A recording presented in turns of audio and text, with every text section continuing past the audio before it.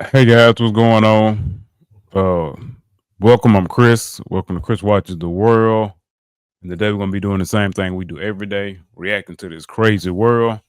We got one of those stories today where it's just you try to figure out you can't figure out why somebody would do something like this, but we need punishments for specifically for people like this.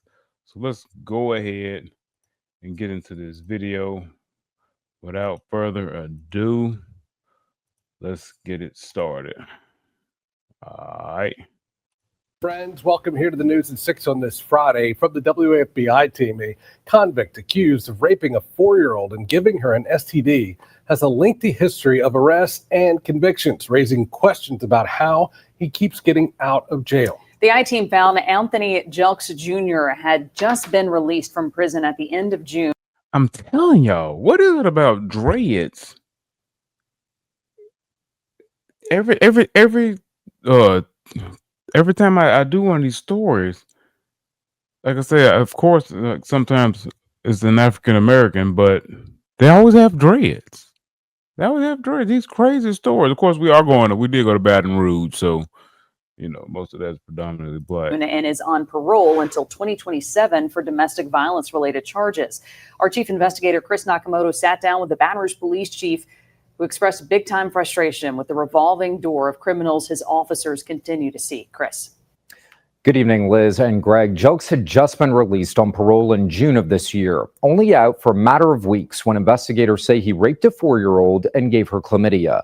Tonight, we went searching for the convict and ran into people who identified themselves to us as his family. What they got to say? Anthony Jelks is only 25, but is well known to Baton Rouge police, causing problems over the years spelled out in a plethora of paperwork filed with the 19th Judicial District Court. It's extremely frustrating. Baton Rouge Police Chief TJ Morse sat down with us Friday, expressing frustration after the same man is now accused of raping a small child. We've arrested him 6 times over the last 6-7 years. He's everything from firearm charges to domestic abuse battery, violation of protective orders. He's currently on probation, supervised probation by probation and parole. So it is definitely somebody we are doing our best to go after. And if anybody out there knows where he might be, please give us a call. The WAFBI team found court records showing Jelks was arrested in 2020, accused of punching a woman in the face with a closed fist. The charges were dismissed 3 years later. He was then arrested in 2022 for punching another female in the face in front of her children. Bond was set at $30,000. He pled guilty to domestic abuse battery and was sentenced to 6 months in prison. Come on, man. The man that right there, he was a 2-time offender. Look, like I say this, and I say this all the time. You should have so many chances to integrate with society. After you've lost so many chances of trying to integrate with society, and you can't do it, almost like the 3 strike laws, but there has to be they don't necessarily have to be 3, but just so many chances. Like I guess 3 would be good. 3 would be good. Like depending on the crime, you get 3 chances to integrate with society and try to be a good citizen. After that, just go ahead and throw them away. Just throw them away. Put them in jail with the rest of the people, and just get some cheap labor out of them. That's all I got. Like people shouldn't have to deal with stuff like this for these repeat offenders who obviously can't get it together in society. Just we need prisons for people like this, or depending on the crime, go ahead, get them on out the way, and save taxpayer dollars. In 2024, he was arrested again, this time for battery on a dating partner and resisting an officer. He was already on probation and placed on a probation hold. He pled guilty to battery of a dating partner and received 6 more months in prison and was released at the end of June.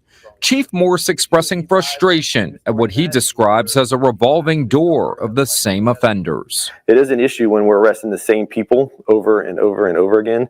When earlier this year, we arrested somebody for murder we had arrested them 3 times within a year and a half for either homicide or attempted homicide. and then finally another homicide.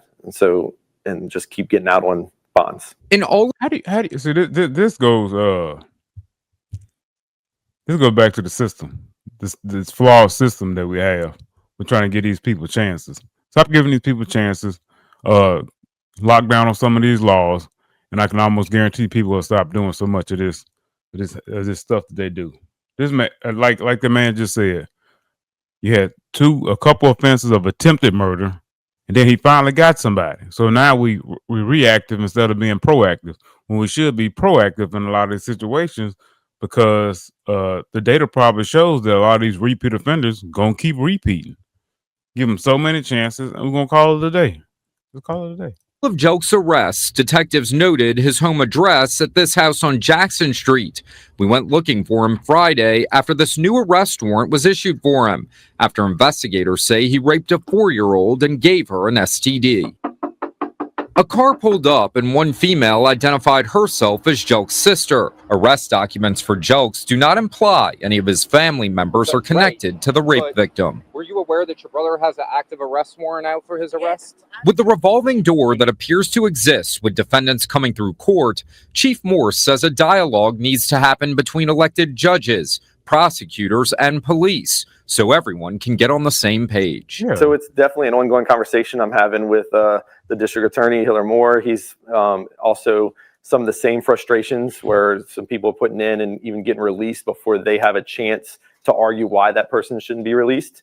And so trying to work with them, trying to get all the judges and now commissioners, because a lot of times the commissioners are the ones setting the bonds, on the same page, where give us a little bit more time so we can tell you why this person should be released or why they should have a higher bond. With Jokes being a prime example of what Morse is talking about, he's pushing for change. To Him, when they find him, he need the death penalty. He needs the death penalty for a crime, for heinous crimes like that. We need the death penalty. Public executions. I don't care what you say. If you get caught in 4K or DNA evidence, which we know can stand up in court and is accurate, if his DNA was in a 4-year-old girl, get him on out of here. stop the Nothing madness. to talk about. Extremely frustrating, especially to our detectives that do a lot of work to get these arrest warrants and our officers that then find them. And it's something that we talk about all the time, about low bonds. You know, and some of these things with domestic abuse battery, some of the bonds were $3,000, $15,000 for weapons charges. See, them low bond, get them higher bonds, man. Like they I don't know what they have against I guess they don't care about the community. $3,000 bond for domestic violence battery. Hey man, here you go. Let me on up out of here. No. Things like that, which I think are too low. I think that some things need to be looked at. Investigators noted that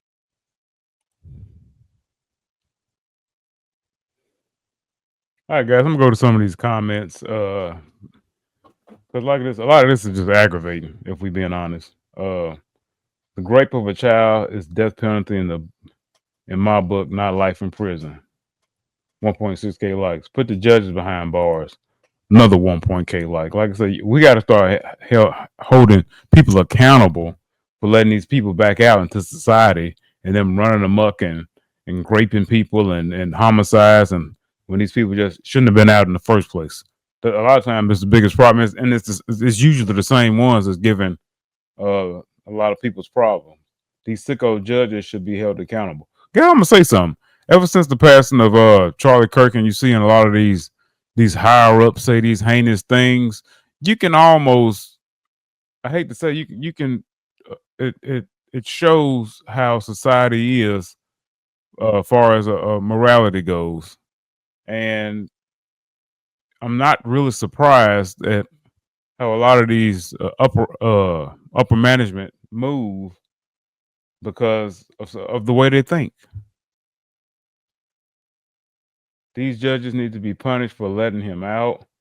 He punched several women in the face, battery on another female, raped a 4-year-old, giving her STD history of having a gun, but yet these leftist judges, politicians sympathize with violent criminals and let monsters out. We need the names of the politicians who have decided that lawlessness is okay. But then say this. Let's say He get caught in the act and you blow him away. Now you go to jail. Then when you get to jail, you got a $500,000 bond for blowing the man away. It's so backwards. The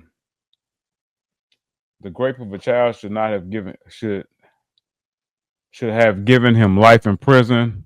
But they hadn't caught him yet. So I think once they catch him, he'll be out of here. As a matter of fact, let's check out this video. Hello, friends. Thanks for joining us at 10. I think this is dealing with the same guy. Yeah. Okay, so let's check. And I'm Elizabeth Vowell. A Baton Rouge man accused of raping a 4-year-old and exposing her to an STD is now behind bars. Tonight, the district attorney, Hiller Moore, says he's considering some of the toughest punishments possible, including the death penalty.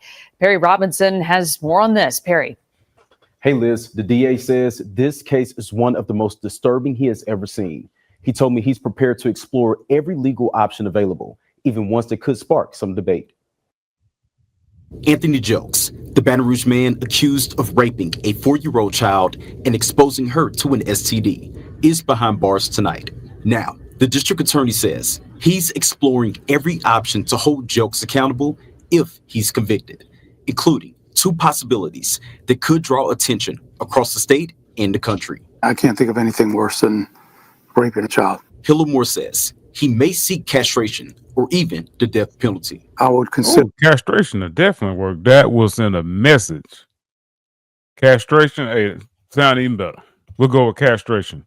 That way he can live without his thing and have to figure it out for the rest of his life. He'll know when he got to piss through a straw that, oh, this is what happened for me doing my heinous acts. But at the same time, this man is also violent. So, castration may work. He has a history of violence. We'll just go ahead and put him out as they're going to the grand jury in this case and seeking a first-degree rape indictment and seeking the potential of a death penalty. In 2024, Louisiana became the first state to allow surgical castration in addition to chemical castration in certain sexual assault cases, giving Moore a clear legal path to pursue that punishment. But seeking the death penalty in a case like this is complicated. In 2008, the U.S. Supreme Court ruled the death penalty for crimes like rape or sexual assault when the victim is not killed is disproportionate and violates the 8th Amendment. Still, Moore says there is a statute still on the books in Louisiana that could allow him to make the case. We do follow, obviously, Supreme Court law, and we know that we would have to change a decision by the Supreme Court to do that. But again, depending on the facts, if they are appropriate, this is something that I would consider doing. Moore admits the idea may split public opinion. If the facts are there, I think the community would probably support that, although I'm sure there'd be some that would disagree. I understand that completely. But we'll wait to see what the facts are. More. All right, guys, that's it for the video. But like I said, we can't give him the death penalty legally. Castrate him. Castrate him. Not a second thought. Castrate him. There should be harsher penalties if you rape a child, period. Yes. A rabid animal that attacks a child is put down immediately. Why is this different? Yes. 4-year-old STD, death penalty, only considered, left the child a lifetime curse, basically. Like I say, then a 4-year-old, at that age, it's a possibility you can remember, especially something that traumatic. Now, as the child gets older, she may end up trying to, put it back in the back of her mind, but she'll always be traumatized. It's very sad. Castration is way underused.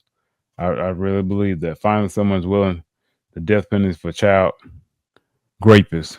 You cannot fix them, so why pay for them for decades? That's what I'm saying, man. Like, it's like,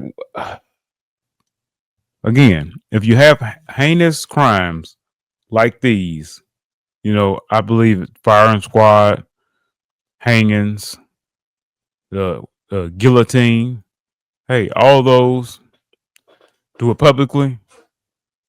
I guarantee this will change some minds. This will change some minds. And people are already so desensitized anyway. You can watch somebody get murdered on X and just not think nothing else about it. You see it all the time on Instagram too if you go down some of those reels. But anyway, guys, that's it for this video. Y'all let me know what y'all think in the comments below. Do y'all agree with castration? Should somebody who rapes a child get the death penalty? Y'all let me know down in the comments below. And I'm going to catch y'all in the next one. Peace.